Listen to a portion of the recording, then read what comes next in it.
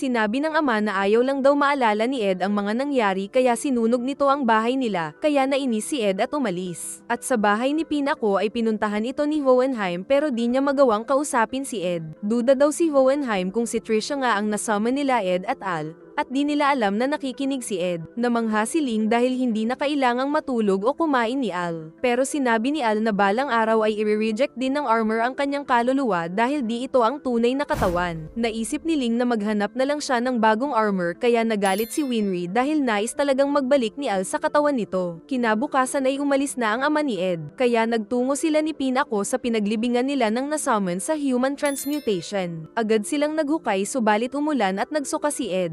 Pero nagpatuloy pa rin sila hanggang sa makakuha ng buhok kaya hinugasan ito at nakita ni Ed na hindi nga ito buhok ng kanyang ina. Masyado din mahaba ang buto nito para sa isang babae kaya ibang nilalang nga ang nasummon nila ni Al. Tumawag si Ed sa master at sinabi ang kanyang natuklasan kaya tinanong kung anak ba ni Izumi ang nasummon nito. Nakalimutan daw ni Pinako ang mensahe ni Trisha para kay Hohenheim, na humihingi ito ng tawad dahil nauna siyang nawala at hindi niya natupad ang pangako. Kaya nakiusap si Pinako na si Ed na lang ang magsabi sa kanyang ama. Nagbiyahe si Ed pabalik sa Central nang makita ang kalagayan ni Al tapos nandoon din sila Ling. Inayos ni Ed ang kapatid at sinabi kay Al na hindi ang nanay nila ang nasummon nila noon. Pero kumpirmado naman nila na si Al ang nasa armor dahil natatandaan nito ang parehong alaala nila ni Winry. Saka naisip ni Ed na kung mahahatak niya ang katawan ni Al palabas ng Gate of Truth ay maibabalik na nila ang katawan nito. Tumawag si Izumi at sinabing hindi nga ang anak nila ang nasummon niya kaya nagpasalamat ito. Nagpasalamat din si Al dahil hindi pala nila muling pinatay ang kanilang ina. Samantala magkasama sa iisang silid sa ospital sila Roy at Jean upang mabantayan sila ni Hawkeye. Nagagalit si Envy dahil pinabayaang makatakas ni Rat si Roy Mustang kahit pinatay nito si Lust. Sagot ni Rat na pwede kasi nilang gawing human sacrifice ang Colonel. Nag-aalala si Al na baka nabubulok na rin ang kanyang katawan. Naisip ni Ed na baka naging magkakonekta ang kanilang katawan kaya naaagawan siya ng nutrisyon kaya siya pandak. Naalala ni Al na laging natutulog ang kuya kaya baka itinutulog din ito ang para sa kanyang katawan. Natuklasan ni Hawkeye na ang nasa itaas ng basement na kinaroroonan ng mga homunculus ay ang bahay ni Führer King Bradley. Kaya naghinala sila Ed at Al kung bakit din pinatay ni Bradley ang grupo ni Greed na parang may itinatago siyang impormasyon. Dahil dito ay pinag-iingat sila ng Colonel dahil di nila alam kung sino ang mga kalaban sa army. Sasabihin na ni Roy ang plano nila nang sinabi ni Jean na kailangan niya nang mag-retire. Hindi pala nakakuha ng DNA si Dr. Knox pero nag-declare na rin siyang si Maria Ross ang artipisyal na bangkay upang iligtas ang plano ng Colonel. Pero nagbabala ang doktor na magiging malaki ang kapalit nito. Sagot ni Roy na nangyari na nga dahil ang isang tao niyang si Jean ay nabaldado. Kaya pumayag din si Roy na mag-imbestiga si Brady sa Philosopher's Stone para sa kagalingan ni Jean. Nalaman ng Elric Brothers kung nasaan ang pader na entrance ng basement sa Central na sinubukan pang itago ng alchemy.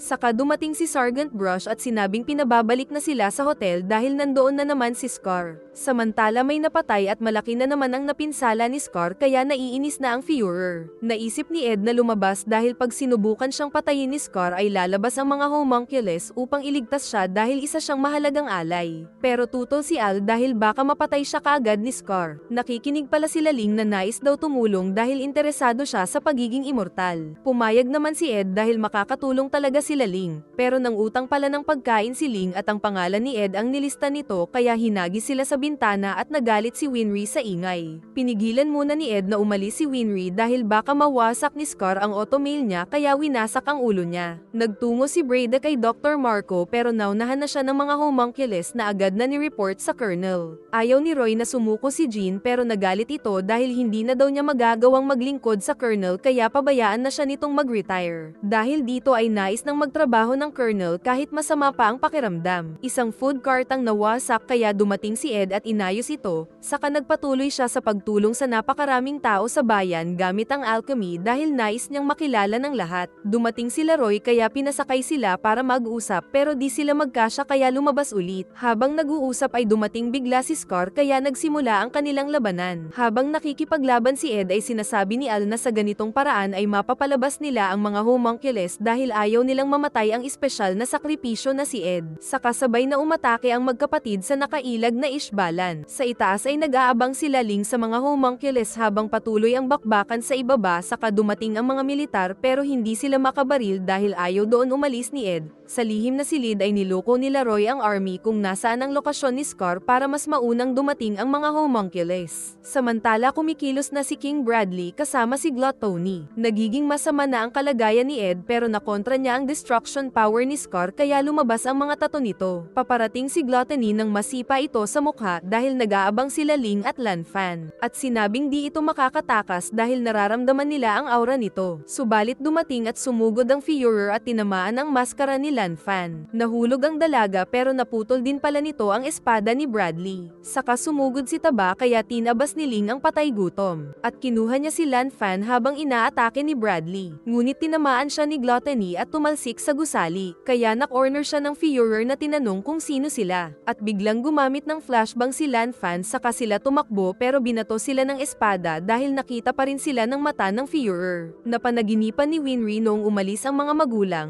at nang magising ay sinamahan niya sila Gracia at Alicia sa puntod ni Hughes. Narinig ni Winry na nakikipaglaban ang Elric brothers kaya agad siyang nagtungo. Gumawa si Ed ng mga bato ngunit winasak lang ni Scar ang mga ito. Umatake muli si Ed pero di mapigilan ang kalaban kaya na-corner siya at umakyat ngunit pinutol ang tubo at nahulog ang bida kaya naghanda si Scar pero sinalo si Ed ng kamay na gawa ni Al. Nagpatuloy ang laban pero di pa rin nagpapakita ang mga homunculus. Kaya tinanong nila si Scar kung ba't niya pinatay ang kamera. Sagot nitong tinapos niya lang ang paghihirap nito dahil hindi na ito makakabalik sa dating anyo. Tinanong din ni Ed kung ba't pinatay ni Scar ang Dr. Rockbells na tumulong sa kanya. Subalit di napansin ni Ed na nandoon na pala si Winry kaya di nito alam ang gagawin nang makilala ang killer ng mga magulang. Kaya kinuha nito ang baril at itinutok kay Scar na handang tanggapin ang mga bala. Paparating na ang mga Amestrian soldiers pero ayaw pa rin tumigil sa pagre-research ng alchemy ng kuya ni Scar. Kaya nagkasundo silang protektahan ito habang abala sa pagre-research para may pangontra sila sa mga sundalo. Subalit nagpaputok ng mga cannon at gumawa ng malaking wall ang mga Amestrians saka sila pinagbabaril. Natakot si Scar nang makita ang apoy mula kay Mustang pero tinalo niya pa rin ang maraming sundalo. Saka namuhi siya sa dami ng pinatay na Ishbalan tapos pinuntahan niya ang pagsabog at ligtas naman ang mga kasamahan. Ibinigay din sa kanya ang research paper ng kuya dahil alam nitong mas mataas ang chance na makasurvive si Scar dahil ngayon pa lang ay nanginginig na ito. Nakita sila ng isang state alchemist at umatake ito sa kinaroroonan nila. Kaya pagkatapos ng laban ay nakita ng kuya si Scar na naputol ang kamay. At para hindi siya mamatay ay tinulungan siya ng kapatid. Nang magising si Scar ay naalala niya ang blue eyes ng mga Amestrian. Nakita niyang nasa kanya rin ang braso ng kapatid kaya nagwala ito at pinatay ang Dr. Rockbells na tumulong sa kanila. Kalaunan ay nakita niyang nawasak ang buong lugar ng lahi nila. Nagbabala si Scar na papatungan niya ito pag kinalabit ang baril. Saka umatake si Scar at nakailag ang bida saka pinrotektahan si Winry kaya naalala noong protektahan siya ng kuya. Umatake si Al kaya tumalon ito at winasak ang pader. Tapos hinabol pa ito ni Al. Samantala kinuha ni Ed ang baril kay Winry saka napaiyak na lang ito. Nagawang makatakas ni Ling kasama si Lan Fan pero hahanapin ito ni Gluttony gamit ang pang-amoy. Ipinaubaya ni Ed si Winry sa militar dahil kailangan niya pang tulungan si Al. Samantala pinag-utos na ni Roy na tulungan ni Hawkeye ang Full Metal. Hindi makatakas sila Ling kay Gluttony hanggang sa makarating sa dead end. Nang marinig ni Bradley ang labanan nila Scar ay pinapunta niya si Gluttony dahil siya na daw ang bahala kay Ling. Nais ni Lan Fan na iwan na siya ng master pero ayaw ni Ling kaya magpapakamatay na lang ito ng humanig dahil sa labanan nila Scar. Hanggang sa mapunta sila sa isang tangke ng tubig na ginamit ni Al pero di tinamaan si Scar. At ginamit pa nito ang tubig saka sumugod na nasalag ni Ed. Dumating si Gluttony na natakam kainin si Scar kaya sumugod pero pinakain siya ng lupa saka kinuryente ng Ishbalan warrior. Ngunit ngumiti ito at inatake siya hanggang sa mayupi ang tren. Samantala nagulat si Bradley sa kanyang nakitang braso. Dumating si Ling at nagtungo kay Taba para lagyan ng granada ang bibig nito saka siya umalis kaya sumabog si Gluttony. Subalit muli lang itong nabuhay kaya gumawa ng pangtali si Ed na siyang ginamit ni Ling kay Taba. Naloko pala si Bradley dahil kamay na lang ang natagpuan niya. Samantala si Lan Fan ay nagtago sa imburnal. Dumating si Hawkeye na pinagbabaril si Scar saka dinala nila si Gluttony at sinabing wag maingay saka sila tumakas. Giit ni Ed na magpanggap na lang silang di kilala ang nagpanggap na Hawkeye para di malaman na sangkot dito ang Colonel. Kaya nag-focus na lang si Ed kay Scar pero umatake pa ito ng alchemy. Saka sabay silang aatake subalit dumating si Mei Chang na sinipa ang magkapatid. Dumating ang militar kaya naghagis ng mga kanay si Mei Chang at pinasabog ang mga ito upang makagawa ng usok kaya nakatakas ang dalawa. Sa kasamaang palad ay nakilala ni Bradley si Hawkeye kaya na lamang sangkot si Colonel Mustang. Nilunasan ni Mei Chang ang sugat ni Scar nang sinabi ni Mr. Yoki na malapit na ang militar. Nang mapansin ni Mei Chang na nawawala ang panda niya na nakuha ni Al at kinagat pa siya nito. Pagdating sa Central ay tinago niya ito sa loob ng armor saka nakita si Winry na kausap ang Führer. At dahil sa natuklasan ni Winry ay tulala ito sa kotse. Pag-uwi ay merong tawag si Winry mula kay Mr. Garfield dahil napakarami na daw nilang customer na siya lang ang nais na mechanic. Dahil dito ay nagkaroon muli ng purpose ang buhay ni Winry. Kaya sumakay ito sa tren at nagpaalam pero sumabay ang tunog ng bell kaya di niya narinig ang sinabi ni Ed. At bago umalis ay pinanggako ni Ed na sa susunod na iiyak ito ay tears of joy na. Kaya habang nasa biyahe ay napagtanto ni Winry na nahulog na pala siya kay Ed. Dumating ang Colonel at dinala sila nito kay Dr. Knox. Giit ni Mustang na di niya pipilitin ang doktor dahil baka madamay ang pamilya nito. Sagot ni Knox na divorce na siya kaya pumayag na itong tumulong. Nagsagawa ito ng emergency surgery kay Lan Fan nang walang anesthesia. Kaya napabilib si Ling kay Lan Fan dahil sa katapangan nito. Nang magising ay nais ni Lan Fan ng magandang automail kaya ipapakilala daw siya ni Ed kay Winry. Nagkakilala ang Colonel at ang prinsipe ng Xing saka nag-isip kung anong gagawin nila kay Gluttony. Saka sinabi ni Ling na baka isang homunculus din si Bradley dahil sa tato sa isang mata nito. Nagtaka si Al dahil kung paano nagkaanak si Bradley dahil ang mga homunculus ay di nagkakaanak kaya sinabi ni Knox na isang ampon lang ang anak nito. Nais ni Mustang na kunin ang Philosopher's Stone ni Gluttony para gamutin si Jean pero nais itong iuwi ni Ling sa Xing. Nang maalala ni Gluttony na si Mustang ang pumatay kay Lust ay lumakas ito at nagkaroon ng malaking mata sa tiyan saka naglaho ang malaking bahagi ng bahay. Binibigyan ng pagkain ni Envy si Marco dahil gagamitin nila ito bilang human sacrifice. At kung hindi daw siya susunod ay wawasakin nila Envy ang village na inaalagaan nito. Kinausap ni Pride si Wrath dahil tila nahihirapan daw si Wrath sa mga kalaban. Pero ni-enjoy pa daw ni Wrath ang mga nangyayari dahil sa labanan. Muntik nang tamaan si Hawkeye saka gumuho ang bahay. Giit ni Mustang na wag itong i-provoke ni Hawkeye dahil siya ang pakay nito. Nagsuot ng gloves ang Colonel at pinasabog ang homunculus pero kinain nito ang apoy kaya sa muling pag-atake ay tumakbo ang grupo. Saka naghiwalay sila ngunit sinundan si Mustang kaya pinagbabaril ng assistant pero muntik pang tamaan ang Colonel na nanghina dahil di pa magaling ang sugat.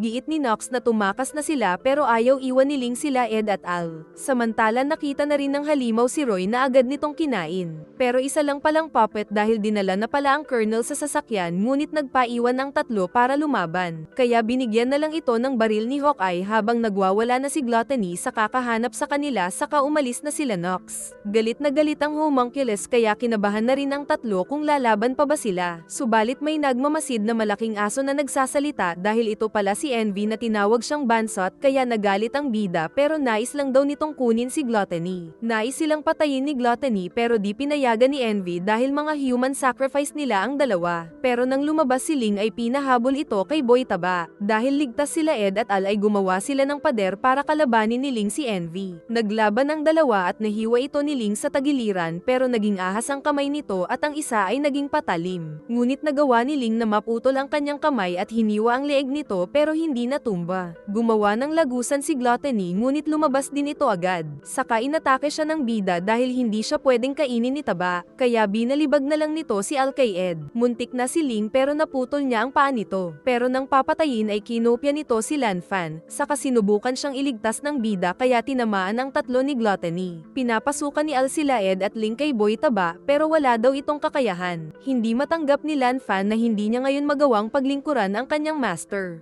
Aalis sana si Roy ngunit ayaw payagan ng doktor dahil sa mga sugat niya. Pero di mapakali si Roy dahil mga bata ang naiwan kaya umalis pa rin sila ni Hawkeye. Nagtungo sila sa Central at pinag-utos na kung may mangyari sa kanya ay tumakas na si Hawkeye pero ayaw nito. Kinausap niya si Lieutenant General Raven na nainis pa sa pinasabi ni Lieutenant General Grumman mula sa East na pinanggalingan ni Mustang. Saka nagtawanan sila kaya naisip ni Roy na baka kakampi ito. Habang naglalakad ay sinabi ni Mustang ang hinala niyang homunculus ang Führer pero tinawanan lang ito. Subalit pagpasok sa silid ay maraming opisyal ang naghihintay. Saka tila may pagbabanta si Raven tungkol sa sinabi niyang homunculus ang Führer. Saka dumating mismo si Bradley kaya labis ang kaba ni Roy Mustang dahil kasabwat pala ang lahat ng opisyal sa Central. Samantala nagising si Ed sa isang lugar. Nakita din ni Ed si Ling pero naghinala ang dalawa sa isa't isa kung isa sa kanila si Envy. Naisip nilang nasa tiyan sila ni Gluttony dahil nandoon ang bahay na kinain nito pati na ang kotse ni Hawkeye. Kamay lang ni Al ang nakita nila kaya naisip na hindi ito nakain. Gumawa ng isang balon si Ed at naghulog ng stick para malaman ang lalim pero walang nangyari kaya naghanap sila ng pader. Nalulungkot si Mei Chang dahil nawawala ang panda niya. Naalala ng bata noong una niyang makita ang alagang si Xiao Mai. At simula noon ay lagi na silang magkasama sa hirap man o ginhawa. Dagdag pa nitong nais din niyang malaman ang sikreto sa immortality upang paboran ng Emperor ang maliit nilang clan. Naawa si Scar kaya hahanapin daw niya ang panda habang madilim pa. Napapagod na sila Ed at Ling hanggang sa matumba na ang prinsipe. Kaya iiwan na daw siya ng bida pero binalikan niya naman at binuhat saka dinala sa ligtas na lugar. Dahil sa gutom ay nilaga ni Ed ang leather shoes at nabusog naman sila dito. Nakita nila si Envy na agad na tinanong ni Ed kung saan ang exit. Naalala ni Ed ang Gate of Truth sa ginawa ni Gluttony. Dahil ang loob ng tiyan nito ay isang palpak na panggagaya ng ama ng homunculus sa Gate of Truth kaya wala daw labasan dito. Halos mabaliw si Ed tapos sinabi pa ni Envy na siya ang bumaril sa isang batang Ishbalan kaya nagsimula ang Civil War. Sa sobrang galit ni Ed ay sinuntok nito ang mukha ni Envy pero di ito nasaktan at nagtransform sa tunay na anyo nitong halimaw na sinubukan silang patayin. Natatakot si Gluttony dahil pagagalitan daw siya ng ama. Si Al naman ay sinabi kay Gluttony na dalhin siya sa ama nito para makakuha ng impormasyon. Nag-uusap ang mga opisyal kung sinong isasakripisyo nila na parang normal lang sa kanila ang pagpatay. Hindi daw pinatay si Roy upang matuto itong lumugar. Nalaman din niya kay Bradley na binuo talaga ang bansang Amestris para sa plano ng kanyang ama. Sinabi din nitong ang buong Mustang unit ay pinaghiwa-hiwalay ng destino.